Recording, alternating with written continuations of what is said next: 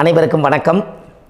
பாரம்பரிய திருவள்ளுவர் குலவம்சம் பிரசன்ன ஜோதிடர் சுப மாரிமுத்து திருப்பூரிலிருந்து இந்த பதிவு உங்களுக்காக. ஐயா வணக்கங்க ஐயா. வணக்கம் ஐயா. ஐயா இப்போது மக்கள் சார்பாக ஒரு கேள்வி இன்றைக்கி நான் கேட்கலான் இருக்கேன். கேளுங்க ஐயா. ஐயா, அதாவது இந்த ஜாதகத்தில் முடக்கு இருக்கு, ஜாதகத்தையும் முடக்கிருச்சு, கண்டிப்பாக அதனால் வாழ்க்கையில் நிறைய பிரச்சனைகள் அப்படின்னு சொல்லி நிறைய பேர் கேட்குறாங்க. கண்டிப்பாங்க ஐயா. இந்த முடக்குங்கிறது என்னங்க ஐயா? அதற்கும் கர்மாவுக்கு ஏதாவது சம்மந்தம் இருக்காங்க ஐயா? ரொம்ப பற்றி சொன்னீங்கன்னா ரொம்ப உதவியாக இருக்குங்க. நல்ல கேள்விங்க ஐயா. இந்த கர்மாவே முதல்ல எங்கேருந்து வருது அப்படிங்கிறது தான் இப்போ நம்ம சொல்ல போகிறோம். இதுவரைக்கும் எத்தனையோ கருத்துக்களெல்லாம் நீங்கள் இந்த உலகத்தில் கேட்டிருப்பீங்க. ஆனால் இந்த பதிவில் நீங்கள் பொறுமையோடு இந்த கருத்தை ஒரு இனிமையோடு நிதானமாக கேட்டிங்கன்னா உங்களுடைய ஊழ்வினை கர்மா எங்கிருந்து உருவாச்சு, இதனுடைய இந்த கர்மானால் நாம் என்ன கஷ்டப்படுறோம், நாம் இந்த பூமியில் பிறக்கிறதுக்கு என்ன வரம் வாங்கி வந்தோம், நம்ம பாவ புண்ணியமெல்லாம் ஜாதக கட்டத்தில் போய் எப்படி எடுக்கிறது, நம்மளுடைய தோஷம்னு சொல்கிறோமே அந்த தோஷம் எப்படி கிரியேட் ஆகுது, நம்ம இந்த பூமியில் பிறக்கும்போது கொண்டு வந்த கர்மாவா, இல்லை கடவுளே நம்மளுக்கு ஒரு தண்டனையாக கொடுத்த கர்மாவா, இல்லை நம்ம இந்த பூமிக்கு வந்ததுக்கு அப்புறம் செய்த கர்மாவா, இது எல்லாத்தையுமே நம்ம பொறுமையாக கேட்கணும்னா கண்டிப்பாக இந்த பதிவை நீங்கள் பொறுமையோடு கேளுங்க. உங்களுக்கு இதில் ஒரு பெரிய ஒரு ரகசியம் ஒன்று அடங்கியிருக்குது. அந்த ரகசியத்தை தான் இன்றைக்கி இந்த உலகத்துக்கு அரங்கேற்றம் பண்ணுறேன். இந்த முடக்கு நம்ம ஐயா கேட்டதில் ஒரு அற்புதமான ஒரு விஷயம் என்ன அப்படின்னு கேட்டிங்கன்னா, முடக்குங்கிறது அந்த காலத்தில் பெரிய திறமையை கட்டி போட்டு வச்சுட்டா நம்மனால் அது இயங்க முடியுமா? முடியாது இல்லைங்களா ஐயா? முடியாது. அப்போது அதே மாதிரி ஜாதக கட்டத்தில் நமக்கு வேண்டிய யோகத்தை கடவுளே நம்மளுக்கு நாம் செய்த பாவத்தினால அது முடக்கி வச்சிருச்சுன்னா அந்த பாவகத்தை அந்த ஜாதகர் அனுபவிக்க முடியுமா? அனுபவிக்க முடியாது. அப்போது அந்த அனுபவிக்க முடியாமல் வெளி உலகத்தில் போய் நம்ம தேடி போன பிறவியில் செய்த பாவத்தை இந்த பிறவியில் நீங்கள் தேடி கண்டுபிடிச்சி வாழ்க்கையில் நீங்கள் எப்போ மேலுக்கு வர்றது? அப்போது அந்த கர்மா 12 ராசி கட்டத்துக்குள்ள 27 நட்சத்திரத்தில் 9 கிரகங்களுக்குள்ள ஒரு பெரிய ஒரு ஆத்துமாத்துமான கர்மா, உங்கள் பூர்வ ஜென்ம கர்மா இதுக்குள்ளே எங்கேயோ ஒரு இடத்துல முடங்கியிருக்குது.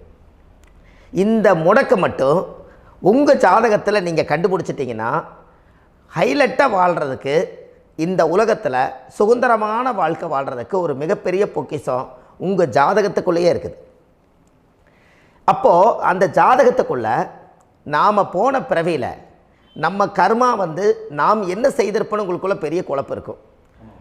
என்னங்க ஐயா, நீங்கள் என்ன கர்மா பண்ணிட்டு வந்தீங்க, நாம் போன பிறவியில் நம்ம யாரை ஒரு வதச்சோம், யாரை நம்ம மனசை புண்படுத்தினோம், நம்ம தாத்தாவுக்கு சோறு போட்டோமா, நம்ம பாட்டனுக்கு சோறு போட்டோமா, நம்ம முப்பாட்டனுக்கு சோறு போட்டோமா, நம்ம கொள்ளுப்பாட்டனுக்கு சோறு போட்டோமா, அப்போ நம்ம அப்பாவுக்கு நம்மளை பெற்றவருக்கு நம்ம சாப்பாடு கொடுத்தோமா, இவங்களுக்கெல்லாம் நம்ம சேவை பணிமடைகள் செஞ்சோமா, நம்மளுடைய உறவுகளுக்கெல்லாம் அரவணைச்சு போனோமா, நம்மளுடைய இந்த மாதிரி நாம் இரத்த சம்பந்த உறவுகளை இருந்து தான் இந்த உலகத்துக்கு நம்ம வெளியில் வந்திருப்போம். அப்போது வெளியில் நீங்கள் நிற்கிறீங்க, அப்படியே மேலே போய் பார்த்தீங்கன்னா ஒரு 7 தலைமுறையில் ஒவ்வொருத்தரும் செய்த கர்மாவெல்லாம் நம்ம பிளட்டு ரிலேட்டிவாக இப்போ நீங்கள் கரண்ட்டில் இருக்கிறவங்க கிட்ட தான் டெபாசிட் பண்ணியிருக்கோம். அப்போ இது தெரியாமல் நாம் ஜாதகத்துக்குள்ளே போய் தசாபுத்தி நல்லா தனுங்க இருக்குது, நான் ரொம்ப கஷ்டப்படுறேன், என் ஜாதகத்தில் போய் பார்த்தேன் எல்லா கிரகங்களும் நல்ல வலிமையாக இருக்குன்னு தான் சொன்னாங்க, ஆனால் இன்னும் என்னுடைய கடன் அடையலை, இன்னும் என்னோடய கர்ம தீர்ந்த மாதிரியே தெரியல, எனக்குள்ளே ஒரு தாட்டு என்னமோ நான் ஒரு பின்தங்கின வாழ்க்கையிலே வாழ்ந்துட்டுருக்கேன் அப்படின்னு நீங்கள் சொல்லும்போது, அப்போ இதையெல்லாம் தாண்டி ஒரு கர்மா உங்களுடைய ராசி கட்டத்துக்குள்ளே எங்கேயோ ஒரு பக்கத்தில் ரகசியமாக புதைஞ்சிருக்கு. அப்போது அந்த ரகசியமாக புதைஞ்சிக்கக்கூடிய அந்த முடக்கு தான் இன்றைக்கி இந்த உலகத்துக்குள்ளே நீங்கள் தெரிஞ்சுக்கக்கூடிய விஷயம். அப்போ அந்த முடக்குங்கிறது ஒன்று உண்மை. இந்த உலகத்துக்கு நம்மளை எல்லாத்துலேயும் நல்லா யோசிச்சு பாருங்கள். 12 ராசி கட்டம் இருக்குதுங்களா ஐயா? ஆமாங்க ஐயா. ஆனால் கிரகம் எத்தனை இருக்குதுங்க? 9 தான் இருக்குங்க ஐயா. ஆமாம், 12 ராசிக்கு 12 கட்டத்துக்கு 12 கிரகம் கொடுத்துருக்கலாமல்ல கடவுள். அப்போ ஏன் 3 கட்டத்தை மட்டும் எம்டி பண்ணி மீதி 9 கிரகத்தை வச்சுக்கிறாருன்னா, அப்போ நாம் செய்த 3 தலைமுறை கர்மாவுக்கு அது எந்த கட்டம் பிளாக் ஆகுதோ அந்த கட்டத்துக்குள்ளே ஏதோ ஒரு ரகசியம் இருக்கிறனால தானே எங்கேயோ ஒரு பக்கத்தில் நீங்கள் கண்டிப்பாக கர்மாவில் மாட்டுவீங்கிறது கடவுளே படைச்சு தானே இதை உருவாக்கியிருக்காரு. 12 ராசிக்கு 12 கட்டம் கொடுத்துருந்தா எங்கே நீங்கள் சுற்றி வந்தாலும் ஏதோ ஒரு வீட்டுக்குள்ளே போய் உட்காந்துக்கலாம். ஆனால் ஒரு வீடு சுத்தமாக இருக்குது, ஒரு வீட்டில் 4 கிரகம் இருக்குது, ஒரு வீட்டில் 3 கிரகம் இருக்குது, ஒரு வீட்டில் 5 கிரகம் இருக்குது, ஒரு 3 வீடு 4 வீடு காலியாக இருக்குது. அப்போ எங்கேயோ ஒரு ராசி கட்டத்துக்குள்ளேயே கடவுளுடைய கர்மா விளையாட்டு, அது ரகசிய விளையாட்டு தான். அப்போது இந்த இடத்துல தான் உங்கள் ஜாதகத்தில் முடக்கு இருக்குது. இந்த முடக்கை நீங்கள் எப்படியெல்லாம் அதை ஆராய்ச்சி பண்ணி கண்டுபிடிக்க முடியும் அப்படிங்கிற ஒரு விஷயத்தை தான் இன்றைக்கி நம்ம இந்த உலகத்துக்குள்ளே இதை நுழைக்க போகிறேன். இப்போ அப்பா செய்த பாவம்னு ஒன்று இருக்குமில்லங்க ஐயா, நம்ம அறியாத வயசில் தெரியாதில்ல, அப்பா செய்த பாவம்னு இருக்கும். அப்பாவுடைய சொத்து பிள்ளைக்குத்தானா, அப்பாவுடைய பாவம் பிள்ளைக்குத்தானே, என்னங்க ஐயா? சரி, அப்போ தாத்தா இருக்கிறாரு, தாத்தாவுடைய கர்மா உயிர் எங்கே எழுதி வைக்கிறாருங்க? அப்போது மகனை விட்டுறாரு. அப்போ தாத்தா மாதிரியே முகம் இருக்குது, தாத்தா மாதிரியே அவருடைய நடை உடை பாவனை இருக்குது, அவர் தாத்தாவுடைய ஜீனு தான் அப்படின்னு இவர் சொல்லும்போது, அப்போ தாத்தாவுடைய சொத்து பேரனுக்கு சொந்தம்னா தாத்தாவுடைய பாவம் எங்கே போகுங்க? Very good. அப்போ அப்போது இந்த கர்மா எப்படி டிரான்ஸ்ஃபர் ஆகுதுன்னு உங்களுக்கு தெரியுதா? அப்போ நீங்கள் போன பிறவியில் அந்த தாத்தாவுடைய பேரனை நீங்கள் பிறக்கிறதுக்கு கர்மம் உங்களை செயல்பட வச்சுருக்குது. அதனால் நீங்கள் தாத்தாங்கிறீங்க. அதனால் அந்த கௌரவமாக எங்கள் தாத்தா சம்பாரித்த சொத்து நான் தான் அனுபவிக்கணுங்கிற விதியை நீங்கள் உருவாக்கிறீங்க. அப்போது இந்த ஜாதகத்தில் அந்த ஊழ்வினை தோஷந்தான் ஏதோ ஒரு வழியில் உங்களை கர்மாவை செயல்படுத்துது. அதனால தான் இந்த ஜாதகத்தில் எந்த ஒரு முடக்கை எடுக்கிறதா இருந்தாலும் சூரியன் என்ற நட்சத்திரம் எதுவோ அந்த நட்சத்திரத்துக்கு எந்த வீடு முடக்காகுதோ அங்கே தான் உங்களுடைய கர்மா ஒளிஞ்சிருக்கும். இதுதான் உங்களுடைய பெரிய ஒரு பொக்கிஷமான ரகசியம். சரிங்க ஐயா, இப்போ இதில் நவகிரகங்கள் 9 இருக்கும்போது ஏன் சூரியனை மட்டும் நம்ம இதில் எடுத்துக்கணும்னு நீங்கள் சொல்கிறீங்க? நல்ல கேள்விங்க ஐயா. நீங்கள் கேட்டீங்க பார்த்தீங்களா, 9 நவகிரகம் இருக்கும்போது சூரியனை மட்டும், அந்த சூரியன் என்ற நட்சத்திரம் பிறக்கும்போது அந்த வீடு மட்டும் முடக்காகுன்னு நீங்கள் கேட்டீங்க இல்லையா? இதுதான் அற்புதமான கேள்வி. ஏன் அப்படின்னு கேட்டிங்கன்னா, சூரியன் அப்பாவோட உயிர் கரு போய் அம்மாவுடைய பனிக்கூடத்தில் கர்ப்பத்தில் வச்சு 10 மாதம் 300 நாள் சுமந்து நீங்கள் இந்த பூமிக்கு வெளியில் வரும்போது நீங்கள் என்ன பாவத்தை இவங்க விதைச்சாங்களோ அந்த கர்மாவை வாங்கிட்டு தான் நீங்கள் வெளியில் பிரசவமாகறீங்க. இதுதானே? அப்போ சூரியன் என்ற நட்சத்திரம், அந்த சூரியனுங்கிறது உயிர் கருவல்லவா, அப்பாவுடைய உயிரணுக்கள் அம்மாவுடைய கருவிக்குள்ளே போய் நாம் குழந்தை வடிவத்தில் இருந்து 300 நாள் பாவ உன்னித்த பதிவில் ஏட்டு எழுதி ஒரு ஜாதகத்தை கையில் கொடுத்து பிறந்த உடனே உங்களுக்கு ஒரு ஏட்டை பெரட்டி நீ இப்படித்தான் விதி, இனிமேல் இப்படித்தான் நீ வாழணும்னு சொல்லி உங்கள் கர்மாவை நீங்கள் கர்மாவோடு தானே வெளியில் பிறக்கிறீங்க. அப்போ சூரியன் என்ற நட்சத்திரம் தானே இந்த உலகத்துக்கு ஒரு பெரிய ஒரு மகத்துவம். இப்போ பாருங்கள், விடிய வரைக்கும் நம்ம முழிச்சிட்ருக்குறோம், காலையில் சூரிய உதயமானால் அவங்கவுங்க செயல்படுறோம். மீதி எல்லா கிரகங்களுக்குமே வெளிச்சத்தை கொடுக்கக்கூடிய சக்தி சூரியனுடைய பிம்ப ஒளிக்குத்தானே உண்டு, என்னங்க ஐயா? அதனால தான் மேசத்து உச்ச வீடுன்னு சொல்லி மேசத்தை உச்சம்னு சொல்லி சூரிய உச்சத்தை அங்கே தான் வச்சாங்க. அப்போது அந்த காலச்சக்கரத்துக்கு 5ஆம் இடம் பூர்வ புண்ணியஸ்தானத்தில் போய் சிம்மத்தில் கொண்டு போய் சூரியனை ஆட்சி வீடுன்னு வச்சாங்க. அப்போது சூரியனில் இருந்து தான் அந்த மையப்புள்ளி உருவாகுது. அப்போ உங்களுடைய ஜாதகத்தில் அந்த சூரியனாகப்பட்டவர் பிறக்கும்போது நீங்கள் உங்கள் ஜாதகத்தை நீங்கள் எடுத்துக்கங்க ஐயா. நீங்கள் இன்றைக்கே போய் கதவை திறந்து உங்கள் பெட்டியை திறந்து பீர்வாவுக்குள்ளே உங்களுடைய ஜாதகம் இருக்குது, அந்த ஜாதகத்தை எடுத்து ஜோதிடர்கிட்டையே நீங்கள் சந்தேகம் கேட்குறக்கு முன்பு நீங்களே உங்களுடைய கர்ம பற்றி தெரிஞ்சுக்கிறதுக்கு இந்த பதிவில் உங்களுக்கு ஒரு ரகசியத்தை சொல்லித்தரேன். உங்கள் ஜாதகத்தில் இப்போ இது வரைக்கும் ராசி கட்டத்தை நீங்கள் பார்த்துருப்பீங்க, ஆனால் பாதசாரம்னு ஒன்று இருக்கும் இல்லைங்களா? ராசிக்கு பாதசாரம்னு ஒன்று இருக்கும். சூரியன் என்ன நட்சத்திரத்தில் இருக்குது, சந்திரன் என்ன நட்சத்திரத்தில் இருக்குது, செவ்வாய் என்ன நட்சத்திரத்தில் இருக்குது, புதன் என்ன நட்சத்திர காலில் நிற்குது, இதெல்லாமே அந்த சாரம் இல்லாத ஜோதிடம் சோரம் போய்விடும். அதனால் அந்த சாரத்தில் நிற்கிது பார்த்தீங்களா கிரகம், அதில் இப்போ நீங்கள் உங்களுடைய ராசி கட்டத்தை ஓப்பன் பண்ணுங்கள். இதில் ராசி கட்டத்தில் சூரியன் என்ற நட்சத்திரம்னு ஒன்று இருக்கும் இல்லைங்களா? அது எதுவாக வேணாலும் இருந்துட்டு போட்டோம். அந்த நட்சத்திரம் தான் நீங்கள் பிறக்கும்போது தாயுடைய கருவறைக்குள்ள கரு உருவான நட்சத்திரமே அதுதான். புரிஞ்சுங்களா ஐயா? பிறக்கும்போது நீங்கள் அந்த கருவுடைய நட்சத்திரம் அப்பா வந்து கருவை உருவாக்கி கர்மாவை விதைச்சது அந்த சூரியன் என்ற நட்சத்திரம் தான். அந்த வீட்டுக்கு தான் இந்த ராசி கட்டத்தில் உங்களுக்கு முடக்கு உருவாகுது. புரிஞ்சுங்களா ஐயா? அப்போது ஒரு ஜாதகத்தில் சூரியன் என்ற நட்சத்திரம் எதுவோ அதுதான் உங்களுடைய கர்மா நட்சத்திரம். இப்போ நம்ம பிறக்காதுக்கு முன்னாடி அப்பா கட்டத்தில் அந்த கர்மா டெபாசிட் ஆகிருக்கும். அதை ட்ரான்ஸ்ஃபர் எப்படி பண்ணுறாரு? அவருக்கு ஒரு கல்யாணம் வச்சு அவர் குடும்ப வாழ்க்கையில் வாழ்ந்து நம்மளோட உயிர் கருவை கொண்டு போய் ஊராம் பொண்ணை கல்யாணம் பண்ணி பொண்டாட்டின்னு எடுத்துக்கொண்டு அந்த பொண்டாட்டிங்கிற உரிமையாகி இவருடைய உயிர் கரு உருவாகி வாரிசுகள் வெளியில் வருது. அதானங்க ஐயா? அப்போது அந்த சூரியன் என்ற நட்சத்திரம் தான் இந்த உலகத்தில் ஒரு பிரம்மாண்டமான நட்சத்திரம். இந்த நட்சத்திரம் உங்கள் மனசுக்குள்ளே ஏதாவது இருந்துச்சுன்னா உங்கள் வீட்டில் ஏதாவது ஒரு நல்ல விஷயங்கள் நீங்கள் பண்ணுறதா இருந்தால் அந்த கர்மா நட்சத்திரம் சூரியனுடைய நட்சத்திரம் இருக்குது பார்த்தீங்களா, அந்த நட்சத்திரத்தில் எந்த ஒரு சேவைகளும் செய்யக்கூடாது. அதுதான் கர்மா. அதை போய் நீங்கள் ஆக்டிவேட் பண்ணி விட்டீங்கன்னா அது முன்னோர்களை வந்து நீங்கள் வந்து தொந்தரவு பண்ண மாதிரி. அந்த கர்ம நட்சத்திரம் தான் உங்கள் வாழ்க்கையில் அது புதஞ்சிருக்கிறதா. இப்போ குழந்தை பிறந்தாலோ சீர் சீமந்தங்கள் நீங்கள் செய்கிறதாலோ கல்யாணம் முக்கிறதுனாலோ உங்கள் ஜென்ம நட்சத்திரத்தன்னைக்கு கல்யாணம் பண்ண வேண்டாம்னு சொல்லிக்கிறாங்கல்லங்க. உங்களுக்கு ஜென்ம நட்சத்திரத்துக்கு முன்னாடி உங்களை உருவாக்குன நட்சத்திரம் தான் ஜென்ம நட்சத்திரம். அப்போ சூரியன் என்ற நட்சத்திரம் அப்பாவுடைய ஜென்ம நட்சத்திரமாக அந்த ஊழ்வினை கர்மம் செயல்படுது. அப்போ அந்த முடக்கு யார் வழியில் வந்தது? முன்னோர்கள் வழியில் வந்தது. முன்னோர்கள் கட்டி வச்சது யாரைய? குலதெய்வத்தை. அப்போ அந்த குலதெய்வத்தை போய் சாமிக்கு போய் வீடு வாசல்லாம் வலித்து குலதெய்வத்தை போய் தேங்காய் பழம் பூ மாலை கல்கண்டு வாங்கி அர்ச்சனை பண்ணி ஒரு அன்னதானம் ஒன்று பண்ணிவிட்டு சாமிக்கு பொங்கல் வச்சு நைவேத்தியம் பண்ணிவிட்டு உங்கள் ஜாதகத்தை வச்சு பூஜை பண்ணிவிட்டு வாங்க. அதுக்கப்புறம் தான் உங்கள் கர்மாவை கண்டுபிடிக்கிறதுக்கு வழியே பிறக்கும். குலதெய்வத்தை வணங்காமல் கோவிந்தா கோவிந்தா என்று பல தெய்வத்தை வணங்கினாலும் பலனொன்றும் இல்லைன்னு அந்த காலத்தில் முன்னோர்கள் சொல்லி வச்சுக்கிறாங்களா இல்லைங்களா? அதனால் கண்டிப்பாக அதை கண்டுபிடிச்சி நீங்கள் அதுக்கு ஒரு நைவேத்தியம் பண்ணால் மட்டும்தான் முதல்ல உங்கள் 5ஆம் பாவம் முன்னோர்கள் அது வேலை செய்யும். குலதெய்வ ஆலயத்துக்கு போயிட்டு வாங்க. போயிட்டு வந்துட்டு இந்த கர்மவினை தோஷத்தை நிவர்த்தி பண்ணுறதுக்குண்டான சரியான பரிகாரத்தை நம்ம எடுப்போம்.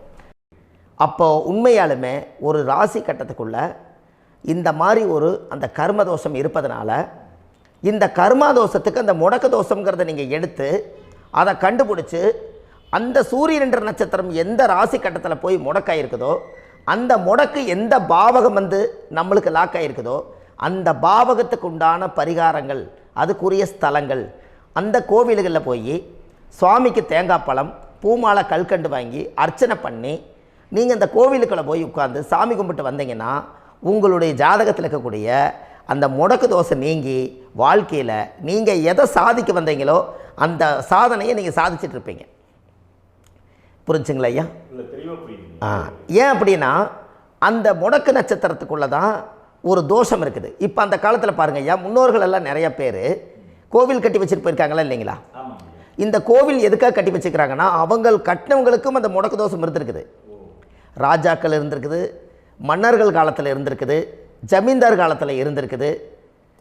இப்போ அவங்களுடைய அமைப்புகள் எல்லாமே முன்னோர்கள் என்னமோ அறியாமல் தெரியாத தன்னடக்கம் இல்லாத ஒரு கர்மாவை இவங்க செஞ்சிட்டாலும் அதுக்குரிய பரிகார ஸ்தலங்களை கொண்டு போய் அந்த காலத்திலே ஜாதகம் பார்த்து நம்ம வந்து முன்னோர்களுடைய பாவத்தை நாம் செய்த பாவத்தையும் தீர்த்துட்டு நமக்கு கீழே அடுத்த சந்ததிகள் அடுத்த தலைமுறைகள் வந்தாலும் இந்த கோவில்களுக்கு வந்து விளக்கு போட்டு சாமி கும்பிட்டு இந்த மண்ணை மிதிச்சுட்டு போனால் அன்னையோடு அந்த கர்மா தீருங்கிறது அந்த காலத்திலேயே முடக்க தோஷ பரிகாரத்தை கோவில் வழியில் அந்த காலத்தை திசை திருப்பி வச்சுருக்காங்க.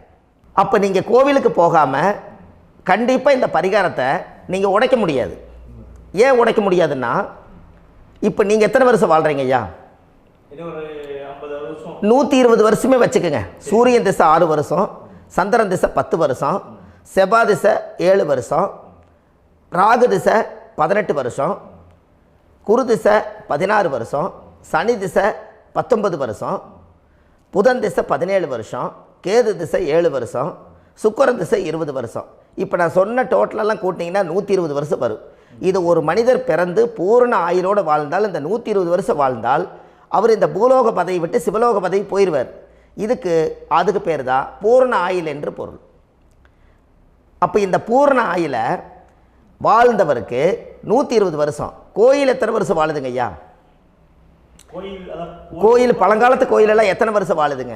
12 வருஷத்துக்கு கும்பாபிஷேகம். அது ஓகே, அது பரவாயில்ல. 12 வருஷத்துக்கு ஒருக்கா பழசை புதுப்பிச்சு கும்பாபிஷேகம் பண்ணி மறுபடியும் அதுக்கு பவர் ஊட்டி சக்தி ஊட்டி அதுக்கு உருவேற்றுறாங்க. நான் சொல்கிறது கோயில் 5000 வருஷம் 4000 வருஷம் பெரிய பெரிய சித்தர்கள், மகான்கள், ரிஷிமார்கள், யோகிகள், சித்தர்கள் இவங்களெல்லாம் போய் கோவில்லையே சிவனையும் பெருமாளையும் வழிபாடு பட்டுட்டு கோவில்லையே ஒரு ஓரத்தில் ஜீவசமாதி ஆயிட்டாங்கன்னு பழைய கால கோயிலில் சித்தர்கள் குடியிருக்காங்களா இல்லைங்களா? இருக்காங்கல்லங்க ஐயா. அப்போது நாம் 120 வருஷம் வாழ்கிறோம், கோவில் 5000 வருஷம் வாழுது. எங்கே சக்தி அதிகமாக இருக்குன்னு சொல்லுங்க? கோவிலில் தாங்க ஐயா. கோயில் தான், அதில் ஒன்றும் மாற்றம் இல்லைங்களே. கோயில் தாங்க. அப்போ கோவிலில் தான் அந்த சக்தி இருக்குதுன்னு நீங்கள் சொல்கிறீங்க. அப்போ உங்களுடைய கர்மாவை உடைக்கிறதுக்கு 120 வருஷம் பெருசா 5000 வருஷம் பெருசான்னு சொல்லுங்கள்? 5000 தாங்க. அப்போ 5000 வருஷம் உள்ள அலைகள் எத்தனை அந்த சிவனுக்கு இப்போ சிவன் கோயிலே உங்களுக்கு முடக்கு தோஷத்துக்கு ஒரு கோயில் வருதுன்னு வச்சுக்கோங்க. அந்த கோவிலில் எத்தனை முடக்குகளுக்கு உண்டான கோவில்கள், எத்தனை பழங்களை ஊற்றி சாமிக்கு அபிஷேகம் பண்ணியிருப்பாங்க, எத்தனை பால் கூட ஊற்றிருப்பாங்க, பன்னீர், தேன், இளநீ, மஞ்சள் நீர், திருமஞ்சனம், அபிஷேகம், பொங்கல், நைவேத்தியம் இத்தனையும் செஞ்சு அந்த சிவனை சிவனாக பார்த்து அந்த கருவறைக்குள்ள ஒரு கிராணங்கள் வரும்போதும் கூட பாதுகாப்பு பண்ணி வச்சு நல்ல சக்தியோடு அந்த கருவறையை புத்தியோடு அவங்க வேலை செஞ்சு அந்த காலத்தில் வச்சுருக்காங்களா இல்லைங்களா? அப்போது நம்ம வீட்டை அவ்வளோ சுத்தமாக வச்சுருக்க முடியுமா? என்னதான் வாஸ்து இருந்தாலும் முடியாது இல்லைங்களா? அப்போது அவ்வளவு ஒரு பவர்ஃபுல்லான கோவில் அந்த முடக்கு தோஷத்துக்குள்ளே ரகசியமாக அந்த கோயில் அடங்கியிருக்குது. உங்கள் ஜாதகத்துக்குள்ளே உண்மையாலுமே ஊழ்வினை கோயில், கர்மவினை கோயில் அதுக்குள்ளே இருக்குது. அந்த ஜாதகத்தை கணிச்சு பார்த்தா கரெக்டாக உங்களுடைய ஜாதகத்தில் அப்பாவுடைய கருவறையிலேருந்து உயிர் உருவாகிற நேரத்தில் இருந்து இப்போ வரைக்கும் நீங்கள் கரண்ட்டில் வாழ வரைக்கும் அந்த கர்ம கூட வர்றதை ஒரே ஒரு இடத்துல போனால் மட்டும்தான் விட்டுட்டு வர முடியும். அது எந்த வீடு அப்படின்னு கேட்டால் உங்களுக்கு அப்பாவுடைய கர்மா வழியில் போய் அந்த கோவில் பழையகால கோயில், பழையகால தெய்வங்கள், அந்த கோவில் தான் உங்கள் ஜாதகத்துக்குள்ள ரகசியமாக இருக்கும். அது ஏன் இந்த பதிவில் உங்களால் சொல்ல முடியாது அப்படின்னா, இந்த பதிவில் ஏன் உங்க சொல்ல முடியாதுன்னா உங்கள் ஜாதகம் தெரியாமல் என்ன கோயிலை நீங்கள் சொல்லுவீங்க? இப்போ பொதுவாக ஒரு நட்சத்திரத்துக்கு ஏதோ ஒரு கோவிலை அவங்க சொல்லி நீங்கள் போயிட்டு வர்றீங்கன்னு வச்சுக்கோங்க. ஆனால் அது வேலை செய்யலைன்னா நம்மளுக்கு என்னங்க இவ்வளோ கஷ்டப்பட்டு போய் அதை பலனடையிலேன்னு கேள்வி கேட்டக்கூடாது. உங்கள் ஜாதகத்தை நீங்கள் கொண்டாங்க, உங்கள் டேட் ஆஃப் பர்த் டயத்தை போட்டு ஜாதகத்தை கணிச்சு நீங்கள் சூரியன் என்ற நட்சத்திரத்துக்கு உங்களுடைய கர்மவினை கோவில் யார், உங்களுடைய முடக்கு யார், ஊழ்வனை தோஷத்துக்கு உண்டானவர் யார், தாய் வழி கர்மா யார், தந்தை வழி கர்மா எது, நீங்கள் பிறக்கும்போது வந்த கர்மா என்ன, இது எல்லாம் கணிக்காமல் பொதுவாக ஒரு கோயிலில் போய் நீங்கள் பாட்டுக்கு சாமி கும்பிட்டு வந்தால் பலன் எப்படி கிடைக்கும்? கண்டிப்பாக கிடைக்காதுங்க ஐயா. என்னங்க ஐயா? அது தெரிஞ்சு பண்ணாதான் சரியா? ஒரு டாக்டர்கிட்ட போகிறீங்க, என்னை அப்படியே ஸ்கேன் பண்ணி ஒரே ஒரு மாத்திரை கொடுங்கன்னு கேட்டால் டாக்டர் கொடுப்பாருங்களா? அவர் என்ன பிரச்சனை இருக்குதோ அதை முதல்ல கண்டுபிடிச்சி ஸ்கேன் பண்ணி பார்த்து ரிப்போர்ட் எடுத்து அது மூலியமாக தான் கொஞ்சம் எடுத்து ஐயா உங்களுக்கு இந்த பிரச்சனை, இதுக்கு தீர்வுக்கு இதுக்குண்டான மெடிசன், இது இப்படித்தான் சாப்பிடணும்னு அது முறையாக சொல்லி அந்த உயிர் வாழ வைக்கிறாரு டாக்டர். அவர் ஒரு தெய்வ வடிவத்தில். கரெக்டுங்களா ஐயா? அப்போ உங்களோட கர்மா எங்கே செயல்படுது அப்படின்னா, இந்த முடக்க நீங்கள் இந்த பதிவில் தெரிஞ்சுக்கங்க. அதுக்குரிய நட்சத்திரம் என்னன்னு தெரிஞ்சு வச்சுங்க. உங்கள் ஜாதகத்தில் சூரியன் என்ற நட்சத்திரத்தை எடுத்துக்கங்க. அந்த வீட்டுக்கு முடக்க இந்த பதிவில் எந்த வீடு லாக் ஆகிருக்குதுங்கிறத நான் உங்களுக்கு இந்த வீட்டில் சொல்கிறேன். அந்த வீட்டு நீங்கள் பாருங்கள், உங்களுடைய லக்கணத்துக்கு அது எந்த வீடு. இப்போ லக்கணத்துக்கு ஒரு 7வது வீடுன்னே வச்சுக்கோங்க. அப்போ லக்கணத்துக்கு 7வது வீடே முடக்கு. அப்படி ஒரு முடக்கு ஆகிப்போச்சுன்னா ஒரு ஜாதகத்தில் லக்கணம் தான் 1, 7ஆம் இடம்ங்கிறது மனைவி ஸ்தானம். ஒரு ஆணுடைய ஜாதகத்துக்கு 7ஆம் இடம் தான் மனைவி. அவருக்கு நல்ல மனைவி அமையாமல் ஆடம்பரம் இருந்தும் வீடு அரண்மனை மாதிரி இருந்தும் அந்த மனைவியை ஒரு சந்தோஷமாக அவர் அனுபவிக்க முடியாது. புரிஞ்சுங்களா ஐயா? சந்தோஷமாக அனுபவிக்க முடியாது. ஏன் அப்படி? 7ஆம் இடத்துல தான் அவரோட கர்மா உட்கார்ந்துருக்குது. கரெக்டாக சொன்னீங்க. 7ஆம் இடத்துல தான் அந்த கர்மா உட்கார்ந்துருக்குது. அப்போ அந்த 7ஆம் இடத்துல இருக்கக்கூடிய அந்த கர்மா போன பிறவியில் நீ மனைவிக்கு சோறு போடாமல் மனைவியை கட்டி வச்சு அடிக்கிறதும், மனைவியை துன்புறுத்துறதும், அந்த மனைவி இருக்கவே இன்னொரு வாழ்க்கைக்குள்ளே போகிறதும், இங்கே வாழ வேண்டிய தாம்பத்திய சந்தோஷத்தை கொண்டு போய் இன்னொரு இடத்துல கொடுக்கறதும், தெரிஞ்சிருந்தே நம்மளுடைய மனசுக்குள்ளே திருடுத்தனமாக வாழ்கிறதும், இது எல்லா கர்மாவும் போன பிறவியில் நாம் செய்த ஊழ்வினை கர்மா தான் உங்கள் ஜாதகத்தில் 7ஆம் இடம் முடக்கு. அப்போ அந்த 7ஆம் இடம் முடக்கா இருந்துச்சுன்னா கண்டிப்பாக உங்கள் ஜாதகத்தில் நீங்கள் என்ன அனுபவிச்சிட முடியும்? நல்ல நண்பர்கள் கிடைக்க மாட்டாங்க, நல்ல ஒரு பார்ட்னர்ஷிப் அமையாது, நல்ல ஒரு நட்பு வட்டங்களில் எதையும் அனுபவிக்க விடாது, ஒரு அங்கீகாரமான உறவுகளில் போய் நம்ம ஸ்ட்ராங்காக நிற்க முடியாது. 7ஆம் இடம் என்பது தாம்பத்திய வாழ்க்கை, பூர்த்தி இல்லாத வாழ்க்கையாக இருக்கும். இப்படியெல்லாம் அந்த ஜாதகத்தில் ஒரு பொதுவாக ஒரு ஜாதகத்தில் 7ஆம் பாவம் முடக்காயிட்டால் இந்த கர்மாவை அவர் அனுபவிச்சுக்கிட்டே இருப்பார். இது எப்போத்தான் அதுக்கு ஒரு தீர்வு வேணுங்கய்யா? அந்த கோயில் எதுன்னு நீங்கள் கரெக்டாக சொன்னீங்க. இப்போ இது மனிதனால் செயல்படுது. மனிதர்கள் தான் கோயிலை கட்டி வச்சாங்க. தெய்வத்தை விட ஒரு காலத்தில் மனிதர்களுக்கு மகிமை ஜாஸ்தி. ஏன்னா சாதாரண ஒரு மண் பூமியாக இருந்த இடத்த மனிதர்கள் தான் கோயில் கட்டி ஒரு மகிமைப்படுத்தி புண்ணியம் பண்ணி வச்சாங்க. மனிதர்களுக்கு சக்தி அதிகம்தான், ஆனால் பிரபஞ்சத்துக்கு அதை விட சக்தி அதிகம் அல்லவா? ஐயா, நீங்கள் கோவிலுக்கு போய் அந்த கர்மா உடைக்கிறதுக்கு கோவிலில் சக்தி இருக்குது, ரைட்டு. ஆனால் நம்ம வீட்டுக்கும் கோயிலுக்கும் ஒரு மிகப்பெரிய தொடர்பு என்னென்னா, அந்த கோயில் கட்டுறவங்க எல்லாமே பழைய காலத்து கோயிலெல்லாம் பாருங்கள், பஞ்சபூதத்தை வச்சு கட்டியிருப்பாங்க. பஞ்சபூதத்தை வச்சு தான் கட்டுவாங்க கோயில். அது உங்களுக்கு தெரியணும் இல்லைங்களா? பஞ்சபூதம்னா நீர், நெருப்பு, காற்று, பூமி, ஆகாயம். இந்த பஞ்சபூதத்தினுடைய சக்திகள் எல்லாம் ஒரே நேர்கோட்டுக்கு என்னைக்கு வருதோ அன்னைக்கு தான் அந்த கோவிலுடைய பாலக்கால் போட்டு 1000-2000 வருஷம் நிலச்சி நிற்கிறது. காரணம், இந்த பிரபஞ்சத்தில் பஞ்சபூதம் எப்படி நிலச்சி நிற்குதோ அதுபோல் 5000 வருஷம் நிற்கிறதுக்கு அந்த பஞ்சபூத சக்தி வச்சு தான் சாமி சிலையை பிரதிஷ்டை பண்ணி வச்சுருப்பாங்க. அதனால தான் இந்த கோயில்கள் எல்லாம் 5000 வருஷமாயும் எத்தனையோ கிராணங்களை எல்லாம் தப்பிச்சிருக்கிறதுக்கு காரணம். அப்பேற்பட்ட புண்ணிய ஸ்தலம் உங்களுக்கு எதுன்னு தெரியணும் அல்லவா? என்னங்க ஐயா? அப்பேற்பட்ட புண்ணிய ஸ்தலம் உங்களுக்கு எதுன்னு தெரிஞ்சால் தானே நீங்கள் போய் செய்ய முடியும், இல்லாட்டி கண்டிப்பாக தெரியாது. அப்போ இந்த முடக்கு தோஷத்தை கடவுள்கிட்ட கொண்டு போய் ஒப்படைக்கணும். நாம் பிறக்கும் போது கொண்டு வந்த கர்மாவை நாம் இருக்கும் காலத்தில் கொண்டு போய் இந்த கர்மாவை சுத்தப்படுத்தி, நீங்கள் பாவ ஆத்மாவை இந்த பூமியில் பிறந்து பூலோகத்தில் எல்லா புண்ணியத்தையும் செஞ்சுட்டு இந்த பூலோகத்தை விட்டு நீங்கள் போகும்போது புனித ஆத்மாவாக போகணுன்னா உங்கள் கர்மாவை கொண்டுட்டு போகாதீங்க, கர்மாவை நிவர்த்தி செய்யுங்க. என்னங்க ஐயா? அப்போ கர்மாவை சுத்தப்படுத்துங்க. கர்மாவை சுத்தப்படுத்திட்டு உங்களுக்கு பிறக்கிற குழந்தைகளுக்கு அந்த கர்மாவை டிரான்ஸ்ஃபர் பண்ணாமல் உங்களோட நில் பண்ணுங்க. ஒரு உதாரணம் சொல்லட்டுங்களா ஐயா? ஒரு காந்தம் ஒன்று இருக்குது இல்லைங்களா? ஒரு காந்தம்ங்கிறது ஒரு தாத்தாவாக வச்சுக்கோங்க. ஒரு இரும்பை கொண்டு போய் வச்சா ஒட்டு மோட்டாதா? அப்போ ஒட்டுனோடனே காந்தம்ங்கிறது தாத்தா, அவருக்கு பிறந்த வாரிசுக்கு அந்த கர்ம டிரான்ஸ்ஃபர் ஆயிருமா? சரி, இன்னொரு இரும்பை கொண்டு போய் வைங்க, ஒட்டு மோட்டாதா? அப்போ அது பேரனுக்கு வைங்க, பேரனுக்கு வந்துருச்சு அந்த கர்மா. இன்னொரு இரும்பை கொண்டு போய் வைங்க, அந்த காந்தத்துக்கு நேர் இன்னொன்று வைங்க, ஒட்டு மோட்டாதா? அப்போ அதை கொண்டு போய் நம்ம கொள்ளு பேரனுக்கு வைங்க. இப்படியே டிரான்ஸ்ஃபர் ஆகி தலைமுறையாக இந்த கர்மா தொடர்ந்துக்கிட்டே இருக்குது. இந்த இடத்துல கொண்டு போய் காந்தத்துக்கு இரும்பு ஒட்டிகிட்டே இருக்குதுல்ல, இந்த இடத்துல ஒரு மரக்கட்டை செஞ்சு கொண்டு போய் கரெக்டாக வச்சுக்கினே போட்டுமா? அந்த மரக்கட்டையை கொண்டு போய் வைக்கிறவர் யார்? மரக்கட்டை வச்சுட்டு அடுத்த வாரிசு புனிதமாக பிறந்துட்டு அந்த மேலே இருக்கிற கர்மாலாம் இந்த அடுத்த இதுக்கு வராதில்ல.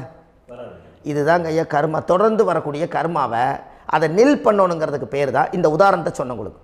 அப்போ நாம் இந்த பூலோகத்தில் நம்ம ஒரு தாயுடைய கருவறையில் இருந்து தொப்புள் கொடி அறுக்கும் நேரம் நாம் என்ன கர்மாவை வாங்கி வந்திருந்தாலும் அதையெல்லாம் ஆராய்ச்சி செய்து ஜாதகத்தில் முழுமையாக கண்டுபிடிச்சி ஒரு காலம் இல்லைனாலும் ஒரு காலம் நம்ம நல்லா இருக்கிறதுக்காக, நம்ம வாரிசுகள் எல்லாம் நலமடைஞ்சு வளமடைஞ்சு வர்றதுக்காக இந்த கர்மா தோஷத்தை கரெக்டாக கண்டுபிடிச்சி சரியான கோவிலுக்கு போய் நீங்கள் கர்மாவை நிவர்த்தி பண்ணி அங்கே பூஜை புனஸ்தானங்கள், சகசரநாம பூஜைகள், ஓமங்கள், வழிபாடுகள் இதெல்லாம் நீங்கள் செஞ்சு உங்களுடைய பாவத்தை எல்லாம் கழித்து உங்கள் ஜாதகத்தவே யோகமாக மாற்ற முடியும். கண்டிப்பாக மாற்ற முடியும்.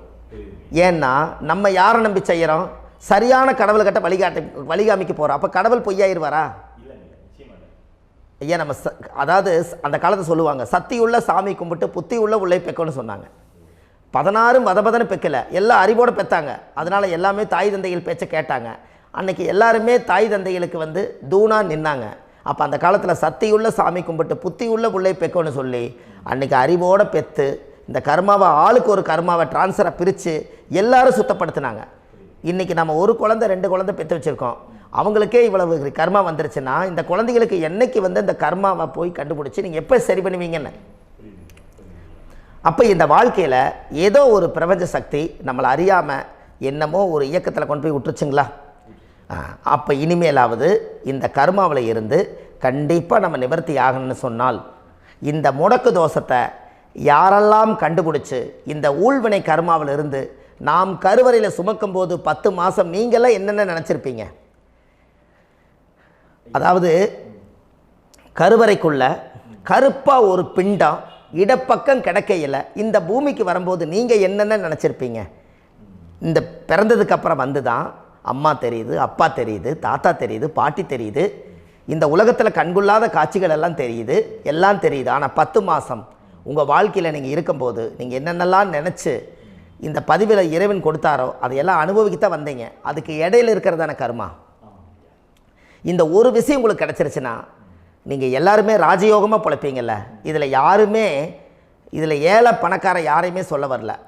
அவங்க பிறக்கும்போது புண்ணியத்தை பொறுத்து தான் போன ஜென்மத்தில் நம்ம என்ன புண்ணியங்கள் பண்ணி வச்சோமோ அந்த புண்ணியத்தில் இன்றைக்கி நல்லா வாழ்கிறாங்க. ஒருத்தர் கேட்டார், என் ஜாதகத்தில்ங்க எங்கூட படித்தவர் இடம் வாங்கிட்டார், வீடு வாசல் கட்டிட்டார், தொழில் பண்ணிட்டார், நல்லா இருக்கார், ஆனால் நான் இன்னும் அப்படியே தான் இருக்கிறேங்கன்னு ஒருத்தர் கேட்டார். அதுக்கு ஒரு கருத்து என்னென்னா, டேட் ஆஃப் பர்த் ஒன்று தான், டைம் ஒன்று தானே வச்சுக்கோங்க. அவங்க அப்பா செஞ்ச புண்ணியம் வேறு, நீங்கள் செஞ்ச பாவங்கள் வேறு. அவர் செஞ்ச புண்ணியத்தினால அவருக்கு எல்லாமே முன்னாடி கிடைக்கிது. நீ கர்மாவெல்லாம் கழிச்சிட்டீன்னா பின்னாடி கிடைக்க போகுது. இதில் மற்றவங்களை பற்றி வேற்றுமையாக நினைக்கிறதுல எந்த ஒரு இதுவுமே இல்லை. அப்போ ஒருத்தர் பார்த்து ஒருத்தர் வாழ வேண்டாம். உங்களுடைய சுய அறிவை வச்சு இந்த பூலோகத்தில் இந்த பூமியில் நீங்கள் 4 தெரிஞ்சு நல்ல விதமாக கற்றுக்கிட்டு இந்த உலகத்தில் சிறப்பாக வாழ கற்றுக்குங்க. அதுக்கு அந்த ஊழ்வினை தோஷத்தை கண்டுபிடிங்க. உங்களுக்குன்னு ஒரு முடக்கு இருக்குதுங்கிறத இன்றைக்கி நீங்கள் எழுதி வைங்க. அதை எப்படியாவது கண்டுபிடிங்க, அதை தேடுங்க. ஒரு முறை நீங்கள் ஜாதகத்தை கொண்டு வாங்க. அந்த ஜாதகத்தை கொண்டு வந்து உங்கள் பாவகத்தில் எத்தனாம் பாவம் முடக்காயிருக்குதுன்னு பாருங்கள். அந்த பாவகம் முடக்காயிருச்சுன்னா உங்கள் வாழ்க்கையில் அதிலிருந்து உங்களால் வெளியில் வரவே முடியாது, கண்டிப்பாக வர முடியாது. அதை நீங்கள் கண்டுபிடிச்சா மட்டும்தான் நீங்கள் மேலே வர முடியும். ஏன்னா நிறைய பரிகாரங்கள், பூஜைகள், யாகங்கள், ஓமங்கள் எல்லாம் செய்து வச்சும் கூட அந்த கர்மவினைக்கு உண்டான கோவிலுக்கு போய் அந்த 5000 வருஷ பழமை வாய்ந்த தெய்வத்துக்கிட்ட போய் நீங்கள் முறையிட்டு விளக்கு போட்டு உங்கள் கர்மத்தை எல்லாம் நான் நீ தான் தீர்த்து கொடுக்கணும்னு சொல்லி நம்பிக்கையோடு நீங்கள் போய் அந்த சரணாகதி அடையிறீங்க பாருங்கள், அங்கே தான் உங்கள் கர்மாவை எடுத்து விடுறாரு. அப்போ இந்த ரகசியம் உங்களுக்கு வேணுமல்லவா? அப்போ உங்கள் ஜாதகத்தில் எங்கே முடங்கி அதுக்குரிய கோவில்கள் எல்லாம் என்ன, அதுக்கு தான பரிகாரம் என்ன, அதுக்கு நீர் பரிகாரம் என்ன, யாத்திரை பரிகாரங்கள் என்ன, நீங்கள் வீட்டில் இருந்தே செயல்படுத்தக்கூடிய பரிகாரங்கள் என்ன, பரிகாரம் கோவிலுக்கு போய்த்தான் நடக்குமா, இல்லை நாம் வீட்டில் வச்சு வணங்குறதுனால நடக்குமா, நாம் செய்யக்கூடிய தர்ம பரிகாரங்கள் என்ன, தான பரிகாரங்கள் என்ன, இப்படி பல விதமாக இருக்கிறனால உங்கள் ஜாதகத்துக்கு எந்த மாதிரி பரிகாரம் கனெக்ட் ஆகுதுங்கிறது தெரியணும். இது தெரியாமல் கண்டிப்பாக உங்களால் செயல்படுத்துறது ரொம்ப கஷ்டம். இதனால் இதை நீங்கள் தெரிஞ்சுக்கணும்னா இப்போ நம்ம பாருங்கள், நீங்கள் அந்த தெரிஞ்சுக்கிட்டாலே உங்கள் வாழ்க்கையில் ஒரு டைம் தான் நீங்கள் தெரிஞ்சுக்க போகிறீங்க. உங்களுடைய கர்மா என்ன, நீங்கள் எங்கே செயல்பட்டு போயிட்டுருக்கிறீங்க, உங்கள் போகிற பாதை சரியா இல்லை அந்த பாதையில் முள்ளு கல் இருக்குதா, இது எல்லாம் உங்களுக்கு தெரியலனா இந்த முடக்கை கண்டுபிடிக்கக்கூடிய சக்தி வாய்ந்த இந்த கர்மாவை நிவர்த்தி பண்ணுறதுக்கு வழிகள் இருக்குது. அதனால் நீங்கள் கண்டிப்பாக இந்த முடக்கை தெரிஞ்சுக்கணும். இந்த முடக்கு ராசினா என்ன உண்மையாலுமே உங்கள் வாழ்க்கையில் நீங்கள் தெரிஞ்சு இனிமேல் உங்கள் வாழ்க்கையில் இதுவரையிலும் கர்மாவுக்குள்ளேயே கஷ்டப்பட்டீங்க, வழி தெரியாமல் கண்ணை கட்டி காட்டில் விட்ட மாதிரி இருந்தீங்க. இனி அப்படி இருக்க வேண்டாம். உங்கள் ஜாதகத்தில் 12 ராசி கட்டத்தில் 9 கிரகம் போகும், மீனி 3 கிரகம், 3 கட்டம் உங்களுக்கு எங்கேயோ ஒரு பக்கத்தில் 3 கட்டம் எம்டியாக தான் இருக்கும். கரெக்டுங்களா? அது இல்லாமல் ஒரு ஜாதகம் பிறக்காது. ஏன்னா 9 கிரகத்துக்கு 9 கணக்கு போட்டால் 3 கட்டம் எம்டியாக தான் நிற்குது. அந்த கட்டத்துக்குள்ளே எந்த நட்சத்திரத்தில், எந்த சாரத்தில், எத்தனாவது டிகிரியில், எத்தனாவது பாதசாரத்தில், எத்தனை வெகுளையில், எத்தனை செகண்டுக்குள்ளே இந்த கர்மா உள்ளே புகுந்து உங்களை செயல்படுத்துதுங்கிறத கண்டிப்பாக உங்கள் ஜாதகத்தை கொடுங்க. பார்த்து இந்த விஷயத்தை சொல்கிறேன், நீங்கள் அந்த இடத்துக்கு போய் நிவர்த்தி பண்ணிவிட்டு உங்கள் வாழ்க்கையில் கொஞ்சம் காலம் வாழ போகிறீங்க. பாருங்கள், பிறந்ததுலேருந்து 20 வருஷத்துக்குள்ளே இளமையாக வாழ்கிறீங்க, குழந்தையாக வாழ்கிறீங்க. 20லேருந்து 40 வயசுக்குள்ளே தான் உங்களுக்கு ஒரு பொண்ணை பார்த்து கல்யாணம் பண்ணி ஒரு கரு உருவாக்குறீங்க. அதுக்கப்புறம் 40லேருந்து 60க்குள்ளே குழந்தை பெற்று கடமை முடிச்சிடுறீங்க. 60 வயசுக்கு மேலே ரிட்டையர்ட் ஆகிடுறீங்க. இந்த 20க்கும் 60க்கும் இல்லாத 20லேருந்து இந்த 40 வயசுக்குள்ளே உங்களோட தேடல் என்னவோ அது வாழ வேண்டிய சுகபோகமான வாழ்க்கை எல்லாமே அந்த 40க்குள்ளே தான் இருக்குது. இந்த 40க்குள்ளே இருக்கக்கூடிய வாழ்க்கையை இந்த கர்மா தெரியாமல் காலத்தை வீணாக்க வேண்டாம். வாழ வேண்டிய வயசில் நீங்கள் வாழணும். அதுக்குரிய கர்மாவை நீங்கள் சுத்தப்படுத்துங்க. எப்படியெல்லாம் நீங்கள் சந்தோஷமாக வாழ்கிறீங்கன்னு எனக்கு ஒரு தகவல் கொடுங்க. வேறு லெவலில் நீங்கள் இருப்பீங்க. கண்டிப்பாக இந்த பதிவில் உங்களுக்கு நான் இந்த விஷயத்தை கொடுக்க போகிறேன். இந்த முடக்கு நட்சத்திரங்கள் என்ன அப்படிங்கிறத இந்த பதிவில் நீங்கள் ஒரு நோட் ஒன்று எடுத்துக்கோங்க, குறித்து வச்சுக்கோங்க. இதில் இருந்து அவங்கவுங்களுக்கு முடக்கு நட்சத்திரம் என்னங்கிறத இந்த பதிவில் நான் உங்களுக்கு கொடுக்குறேன். இந்த வீடு தான் அது முடக்குங்கிறத சொல்கிறேன். இதையெல்லாம் நீங்கள் தெரிஞ்சு உங்கள் ஜாதகத்தவே நீங்கள் முடக்கு எடுத்து கண்டிப்பாக உங்கள் வாழ்க்கையில் நீங்கள் நல்லா இருப்பீங்க. அதுக்கு ஒரு நோட் எடுத்து வச்சுக்கோங்க. இது வரைக்கும் கர்மாவை பற்றி நம்ம பேசினோம்.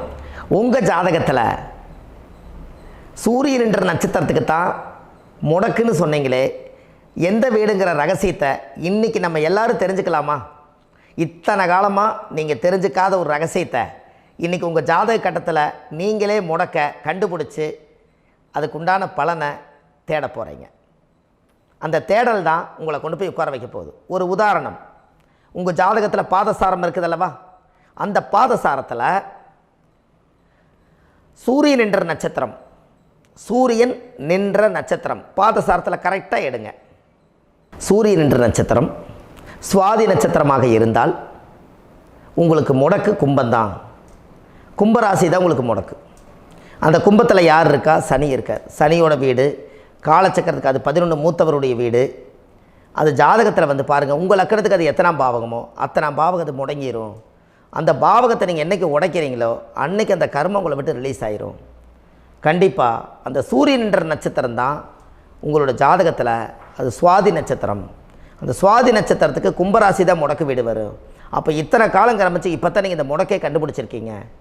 அப்போது இந்த முடக்கு தோஷத்தில் இருந்து நீங்கள் ரிலீஸ் ஆகிட்டிங்கன்னா உங்கள் வாழ்க்கை ரொம்ப பிரமாதமாக இருக்குமே. சுவாதி நட்சத்திரத்தை இது வரைக்கும் நீங்கள் கேட்டுட்டு இருந்தீங்க. அடுத்த பதிவில் விசாக நட்சத்திரத்தை பற்றி நம்ம இது வீடியோவில் பார்க்க போகிறோம். நம்ம ஆன்லைன்லேயே ஜாதகம் பார்க்குறோம்.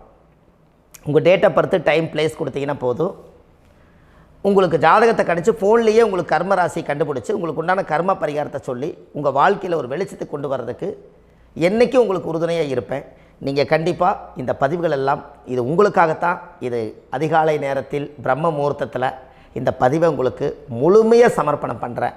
இதை கற்று இதை வழி நடத்தி இதைய எப்படியெல்லாம் இந்த முடக்கை கண்டுபிடிச்சி இப்படியெல்லாம் பேச வச்சு அழகு பார்க்க நம்ம முன்னோர்களுடைய ஆசீர்வாதமும் இந்த முடக்கை கண்டுபிடிச்ச குருமார்களும் அவங்களுடைய குடும்ப பாரம்பரிய வம்சாவளிகளும் எல்லாருமே நல்லா இருக்கணும்.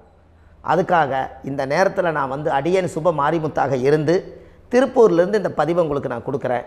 கண்டிப்பாக இந்த முடக்கு கோயிலுக்கு இந்த முடக்கு தோஷத்துக்கு உண்மையான பரிகாரங்கள், எளிமையான பரிகாரங்கள் நீங்களே வாழ்க்கையில் செஞ்சு ஆதிகால பரிகாரங்கள் உங்கள் மனசுக்குள்ளே இருக்குது.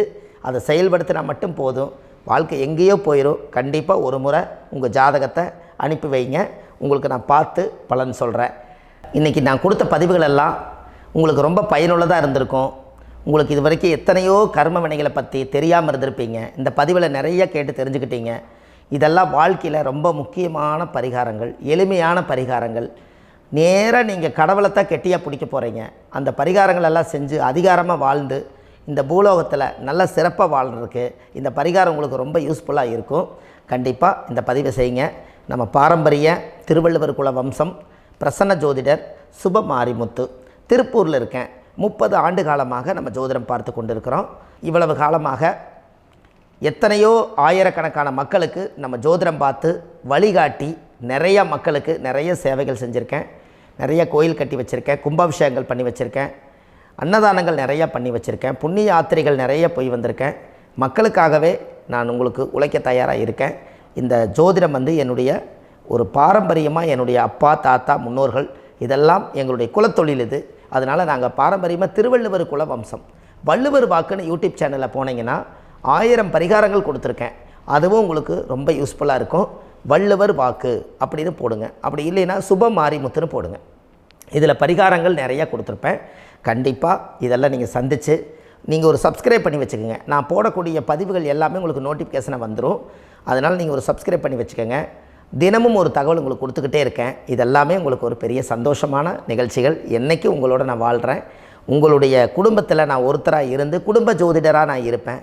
கண்டிப்பாக ஆயுளுள்ள வரைக்கும் உங்களுக்காக இந்த ஜோதிடத்துக்கு உழைச்சி உங்கள் குடும்பத்தில் ஒருத்தராக நான் வந்து ஒரு ரத்த உறவில் நான் வந்து இந்த பூர்வ ஜென்மத்தில் உங்களுக்கு நான் கடமைப்பட்டிருக்கேன். கண்டிப்பாக அடுத்த பதிவில் உங்களை நான் சந்திக்கிறேன். வாழ்வது ஒரு முறை, வாழ்த்தட்டும் தலைமுறை. நன்றி, வணக்கம்.